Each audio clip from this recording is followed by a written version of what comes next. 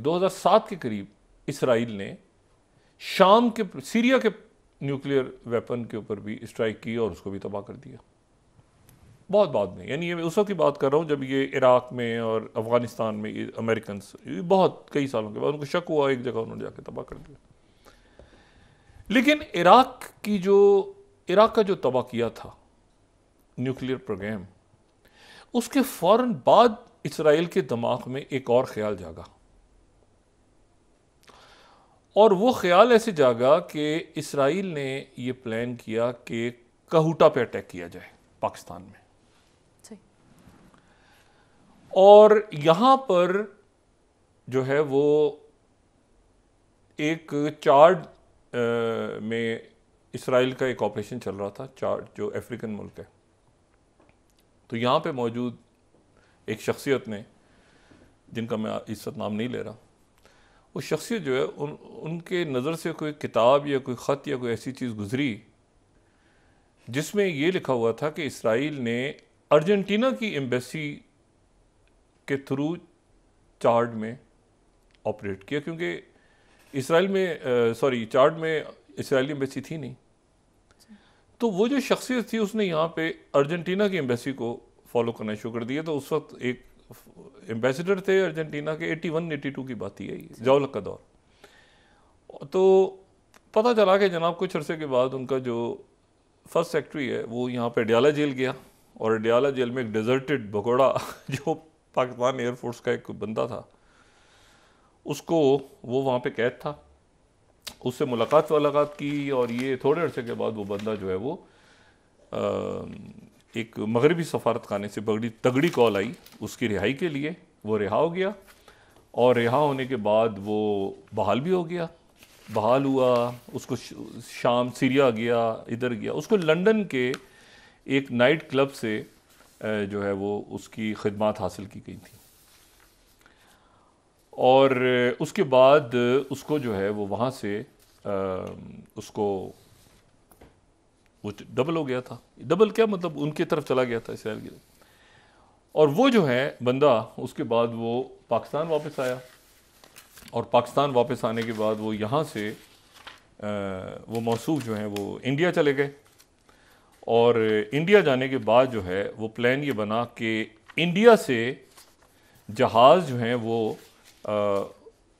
जो बंदा था उसका नाम था अकरम एवान, लेकिन उसका जो कोड नेम था उसका वो तो माइकल। तो माइकल जो हैं उन्होंने इंडिया से इसराइली जहाज़, वही F-15 तैयारे जो कि वहाँ पहुँचे हुए थे, यानी जो पहुँचे हुए थे जिन्होंने अटैक किया था इराक पे, वही प्लान यहाँ पे पाकिस्तान में तबाह कर दिया जाए न्यूक्लियर कहूटा पे। तो वो माइकल जो थे उन्होंने फ्लाई करना था वहाँ से, ठीक है, और यहाँ से नीचे सारा कम्युनिकेशन वगैरह सारा सिस्टम करके, और यहाँ पे तो यहाँ से वो वॉच हो रहे थे मौसूफ, यहाँ से उनकी हरकत और सकनात वॉच हो रही थी, और उनको यहाँ पे पकड़ लिया गया। ठीक है, अब मैं यहाँ पे कोट कर रहा हूँ वॉशिंगटन पोस्ट 1982, 9th स्लाइड।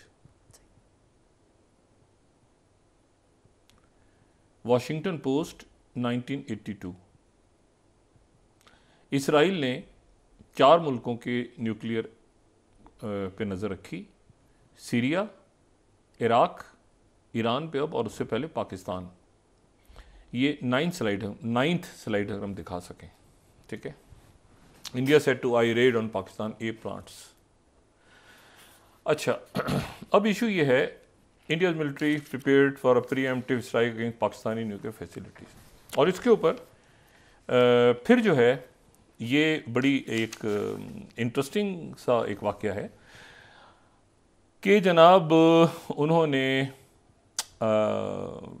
पहले वहाँ पर किया। अच्छा, ये विल्सन सेंटर की लाइब्रेरी में जाए ना अभी भी, तो उसमें 7th स्लाइड, विल्सन सेंटर की लाइब्रेरी में आपको प्राइम मिनिस्टर बेगन का वो ख़त मिल जाएगा जो कि मार्गरेट थैचर को उन्होंने लिखा था 79 में, warning of threat posed by Pakistan nuclear programme. और ये इसके पूरे इसके नीचे आपको ख़तों के वो पूरा जो है वो मिल जाएगा आपको। ओरिजक, और ये लिख रहे हैं कि ओरिजक न्यूक्लियर रिएक्टर के बाद जो है वो उनको ये हुआ कि ये मुस्लिम बॉम्ब, इस्लामिक बॉम्ब, ठीक है ना, पाकिस्तान न्यूक्लियर प्रोग्राम को हिट किया जाए। तो वो जो मौसूफ हैं उनको बहरहाल पकड़ लिया। इंडिया को फिर यहाँ से मैसेज गया, इंडिया को मैसेज गया, और इंडिया को मैसेज गया। और अगर इसको इंडियन मीडिया में किसी ने देखना हो तो वो 8th स्लाइड है 2015 में, पूरा एक आर्टिकल इंडियन एक्सप्रेस का, did India plan a covert military attack on Pakistani nuclear reactor. और अगर किसी ने पाकिस्तानी मीडिया में पूरी डिटेल पढ़नी हो तो वो 10th स्लाइड, 8th और 10th। हमें वाशिंगटन पोस्ट को तो कोर्स कर लिया, हमने कोट कर लिया, लेकिन ये है कि डॉन 10th स्लाइड और 8th जो है वो इंडियन एक्सप्रेस। और इसके ऊपर फिर एक पूरी कहूटा के नाम से एक किताब इसके ऊपर शाये हुई। और वो किताब भी अगर हम दिखा सकें, उसको किसी ने डिटेल पूरी पढ़नी हो उस वाक़े की, तो कहूटा जो है वो किताब है। और उस किताब में कि ये the Indo Israeli plan to attack Pakistan nuclear plant, ये सगीर इकबाल साहब की कहूटा के नाम से किताब है। अच्छा, अब ये मैं सिर्फ बताने का मकसद ये है कि ये चूंकि माजी में हो चुका है। अच्छा, फिर उसके बाद ईरान के जो न्यूक्लियर है उस पर भी साइबर अटैक हुआ। ईरान ने उनके साइबर अटैक किया पहले, फिर उन्होंने ये मोहसिन फ़खरुज़ादे को 2020 में आर्टिफिशियल इंटेलिजेंस और रिमोट किलर से उनका कत्ल हुआ। तो मतलब इसराइल कर चुका है माजी में। ख़ास तौर पे मैंने आपसे कहा ना कि एक तो बिल्कुल ही कामयाब हुआ था इराक पे, एक सीरिया वाला, एक जो है वो पाकिस्तान पे नाकाम हुआ, बुरी तरह से नाकाम हुआ। लेकिन अटैक पाकिस्तान पे होने जा रहा था कहूटा पे, और ये ज़ियाउल हक साहब ने उस वक्त फिर सख्त मैसेज गया, इंडिया को भी गया, और वो फिर डिसबैंड हो गया सारा प्रोग्राम। बताया जाता है कि उसके बाद सद्दाम हुसैन ने इजरायली वज़ीर आज़म को, जैसे तो वो था ना कि कत्ल करने का, इनका भी कत्ल करने का इन्होंने प्लान बनाया कि उसको अगवा करके बेगम को मार दिया जाए। सद्दाम हुसैन ने वो भी बच गए। तो एक बड़ी ये माजी की बड़ी तल्ख है। मैं उसको कभी करंट पे आता हूँ, ताज़ा सूरत हाल पे। ताज़ा सूरत हाल ये है कि जनाब वहाँ पर ये बात डिस्कस हुई है, प्रॉपरली डिस्कस हुई है कि जी क्या न्यूक्लियर को हम बना सकते हैं निशाना, जैसे हमने माजी में बनाया है। जनरल हलेवी जो हैं उन्होंने तो ये बाकायदा बात कही है कि एक रिस्पांस होगा, लेकिन वो कहते हैं साथ ही कि रिस्पांस फिर उसके बाद वो अमेरिका का प्रेशर भी है, साथ दुनिया भी कह रही है कि भाई नहीं करो नहीं करो, नहीं होगा। तो वो शायद ये ना कर सकें, लेकिन एक सोच वहाँ पे है कि कुछ ना कुछ हमें ऐसा कर लेना चाहिए। अच्छा, जिनको इंटरेस्ट है कि इसमें क्या हुआ था सीरिया में, तो उनके लिए 5th स्लाइड में न्यूयॉर्क टाइम्स की, Israel struck Syrian nuclear project. अच्छा, अखबार है हमारे पास, न्यूज़ अगर हम दिखा सकें, न्यूयॉर्क टाइम्स हम दिखा सकें तो ये उस ज़माने का न्यूयॉर्क टाइम्स भी हमारे पास है जब ये अटैक हुआ था इराक पे। ये Israeli jets destroy Iraqi atomic reactor, condemn किया था अमेरिका ने और अरब नेशंस ने। अच्छा, तो ये बहरहाल अब आ जाएं आप ताज़ा सूरत हाल पे। ताज़ा सूरत हाल ये है कि इसराइल को अब यहाँ पे शायद वो ना कर सके, लेकिन अलर्ट है सारी दुनिया। उस वक्त में और इस वक्त में फ़र्क ये है कि उस जंग में सोवियत यूनियन फंसा हुआ था, आज रशिया जो है वो एक ताकत के साथ खड़ा है दोबारा। और चाइना और रशिया, चाइना ने जो बात की है इसके ऊपर, वो उन्होंने कहा है कि जो भी ईरान ने किया अपनी सेल्फ डिफेंस में किया है। ईरान ने सेल्फ डिफेंस में किया, और यही बयान जो है, ये जो गुफ्तगू हुई है सदर इब्राहिम रईसी से प्रेसिडेंट पुतिन की, उसमें भी यही बात हुई है कि सेल्फ डिफेंस में किया। उसके ऊपर इसराइल में काफ़ी परेशानी है। और अमेरिका ऑलरेडी ये बात कह चुका है चाइना से कि आप इन मामलात को हल करें, यूक्रेन के मामलात को भी आप हल करें, और बराए करम ये मगरबी एशिया मशरिक़ वस्ता के मामले को भी आप।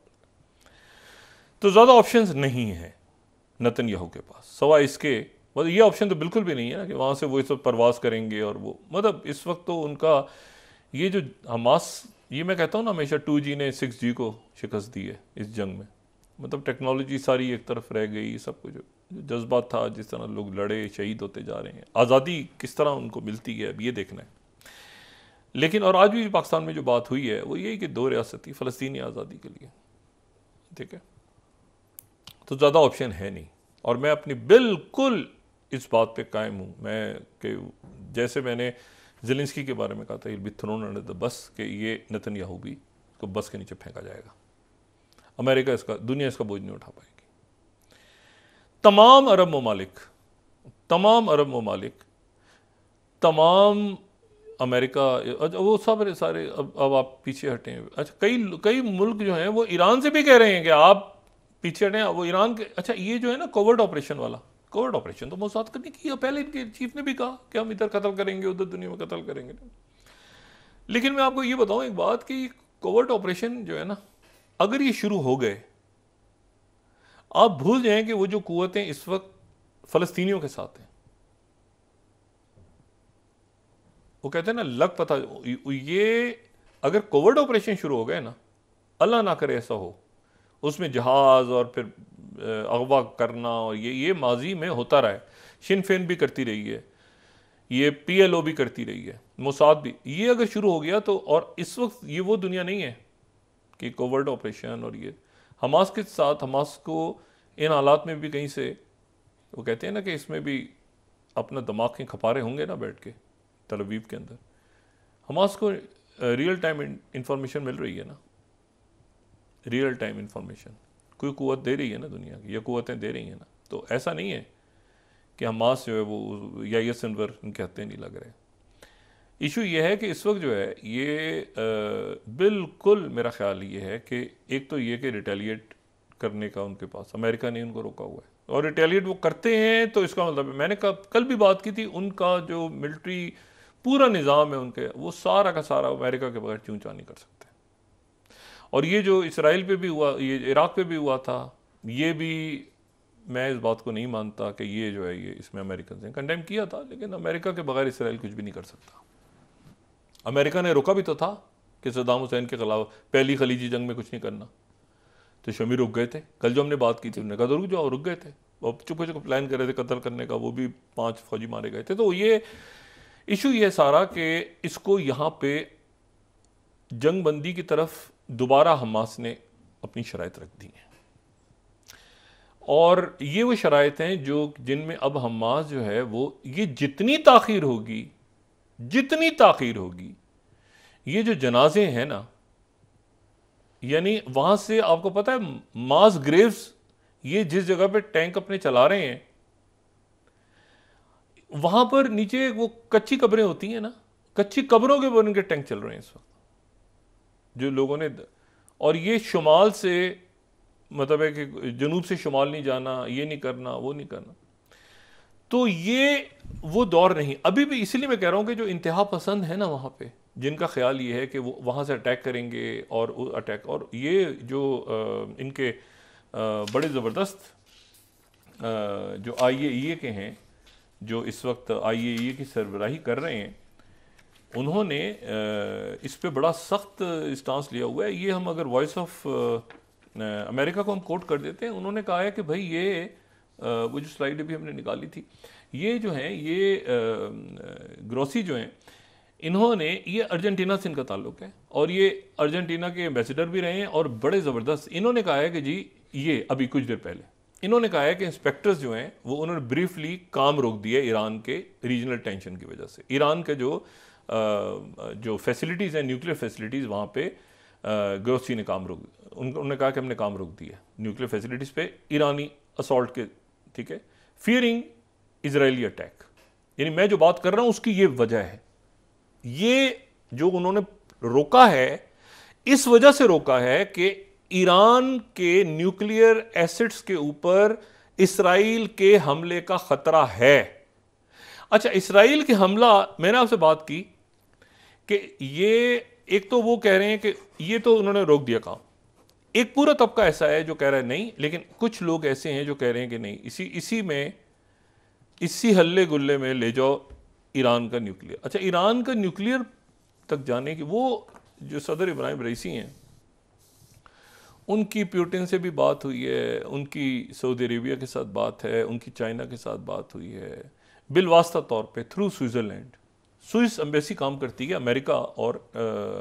अमेरिका और ईरान के दरमियान अगर बात करनी है तो स्विस एम्बेसी तेहरान में एक्टिव, उनके थ्रू प्रेसिडेंट बाइडन आगे पीछे दाएं बाएं वो हर जगह अपने मामलात को रोक के बैठे हैं कि हम एस्केलेशन नहीं चाहते, इसको मसले को वापस लेके जाएं। लेकिन मैंने कहा ना, कोवर्ट अगर ऑपरेशन हो गए तो वो फिर उसमें फ़लस्तीनी क्या करेंगे, ईरान क्या करेगा, कौन सा मुल्क क्या करेगा, वो अलग किस्सा है। लेकिन अगर ये अटैक हुआ प्रॉपर, जिसकी कोशिश हो रही है, ये जो मैंने आपको आईए के सेक्रेटरी जनरल को कोट किया कि जी वो बंद कर दिए उन्होंने इंस्पेक्शन सारे, क्योंकि इसराइल अटैक कर सकता है, यानी न्यूक्लियर जंग।